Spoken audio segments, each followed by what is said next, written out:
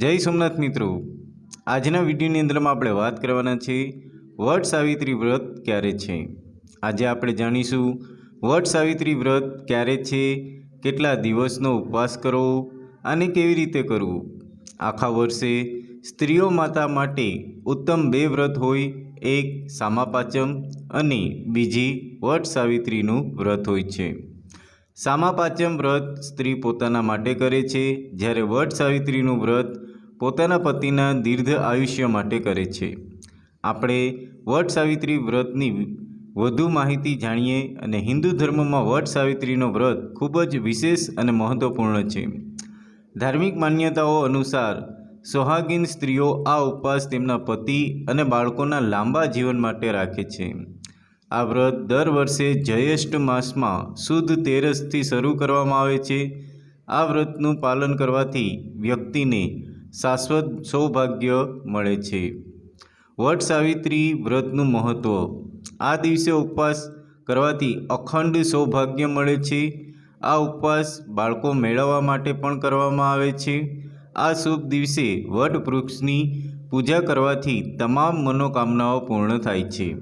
આ દિવસે પૂજન કરવાથી યમ દેવતા પ્રસન્ન થાય છે। વટ સાવિત્રીનો ઉપવાસ ક્યારે રાખશે?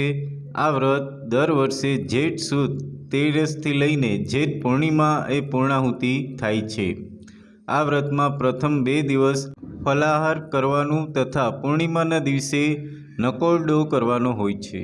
પૂર્ણાહુતિ એટલે કે પૂર્ણિમાના દિવસે સવારે વહેલા ઉઠી નિત્યક્રમ પરવારી સ્વચ્છ કપડાં પહેરીને આ દિવસે વડનું અબીલ, ગુલાલ, દૂધ, જળ, કંકુ, ચોખા અને ફૂલથી પૂજન કરવામાં આવે છે।